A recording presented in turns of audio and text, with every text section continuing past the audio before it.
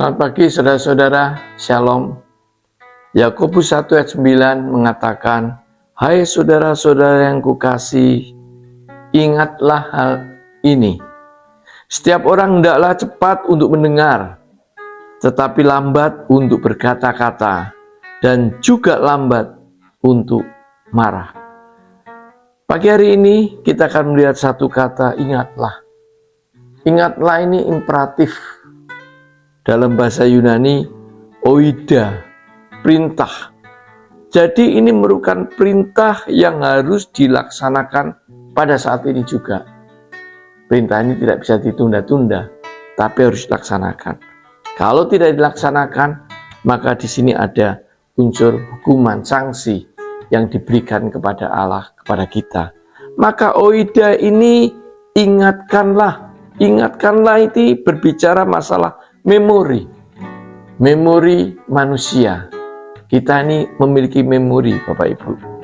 Memori ini dia berfungsi untuk mengingat, berfungsi untuk mengetahui. Memori ini berfungsi untuk mencatat. Memori itu berada dalam pikiran yang bisa timbul kembali, muncul kembali memori ini dan dalam pikiran memikir. Dan manusia inilah hebatnya. Tuhan ciptakan manusia mempunyai memori yang sangat hebatnya. Kalau kita hitung misalnya hard disk atau flash disk itu ada 2 GB, gigabyte. Ada yang 32 gigabyte gitu kan. Ada ukuran-ukuran. Memori manusia ini 1 juta gigabyte. 1 juta gigabyte itu sampai manusia itu meninggal, dipanggil Tuhan meninggal, itu memorinya tidak penuh-penuh. Jadi tidak ada cerita orang itu memorinya penuh terus menjadi mungkin gila gitu. Tidak ada cerita seperti itu. Kalau toh itu ada, bukan karena memorinya penuh. Tuhan sudah menyediakan memori manusia sangat lengkap. Apapun peristiwa di dunia, sejak usia 0, sampai nanti dia meninggal, itu memorinya itu masih mampu bekerja untuk menyimpan peristiwa-peristiwa, menyimpan situasi-situasi, menyimpan apapun disimpan di dalam memori ini. Karena memori ini manusia jadi mampu mempunyai pengetahuan, mampu mempunyai segala sesuatu yang dia alami dari usia 0 sampai usia lanjut. Memori itu adalah apa yang diingat, dipikirkan sepanjang masa. Jadi memori bisa disimpan, bisa dimunculkan kembali. Kalau nanti kita bertemu pada sesuatu hal peristiwa yang hampir sama kepada atau pada sesuatu yang kita pernah alami, dia bisa dimunculkan kembali. Dulu saya juga mengalami loh Pak, seperti ini.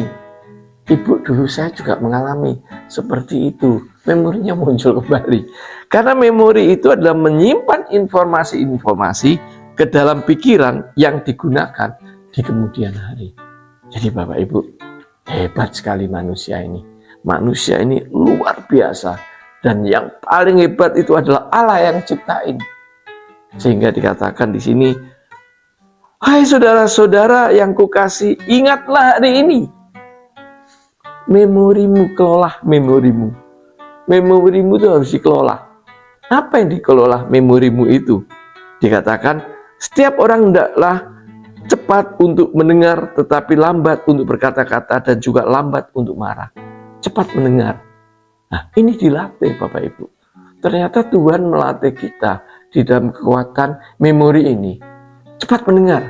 Ada banyak hal, mendengar saja. Tapi tolong lamban untuk berkata-kata. Mikir dulu. Mikir dulu sebelum melakukan sesuatu. Begitu.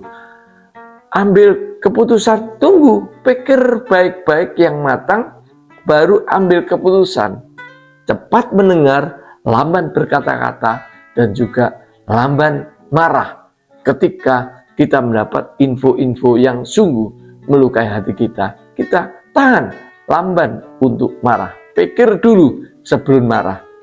Jadi ternyata memori itu merencanakan hidup manusia.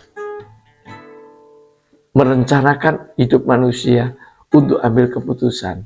Merencanakan hidup manusia untuk lamban marah-marah, untuk melakukan sesuatu memori. Bapak Ibu yang kekasih dalam Yesus Kristus, mari pagi hari ini ingat, kita mempunyai alat yang hebat di dalam tubuh kita adalah memori, pikiran kita, pikiran yang hebat. Karena itu, marilah pikiran ini kita isi dengan hal-hal yang cuma ada dua di dunia ini, positif atau negatif. Kalau memori ini kita isi dengan positif, maka pikiran kita jadi positif. Kalau memori ini kita isi dengan pikiran-pikiran negatif, maka tentu saja memori ini penuh dengan hal-hal yang negatif. Oh, jangan Pak, kita buat seimbang aja. Separuh positif, separuh negatif. Ya, enggak bisa. Allah mengatakan, kamu ikut siapa? Mamon atau Allah? Ambil satu keputusan. Berani tampil beda dalam pikiran kita. Ambil satu keputusan. Mulai sekarang, berpikirlah positif. Memori ini dipenuhi dengan pikiran-pikiran positif. Sehingga kalau pikiran-pikiran ini positif, maka perkataan kata-kata kita muncul dari mulut kita. Keputusan-keputusan yang muncul dari kita adalah selalu positif. Saudara, memori kita penuh dengan hal-hal yang positif. Kalau hal-hal negatif ada, tidak apa-apa, itu sudah terlanjur dan kita tidak sempurna, pasti ada yang negatif. Tapi penuhilah dengan yang positif. Penuhilah dengan positif. Sehingga kita ambil keputusan, apapun yang kita lakukan, kita jadi positif. Tuhan memberkati. Shalom.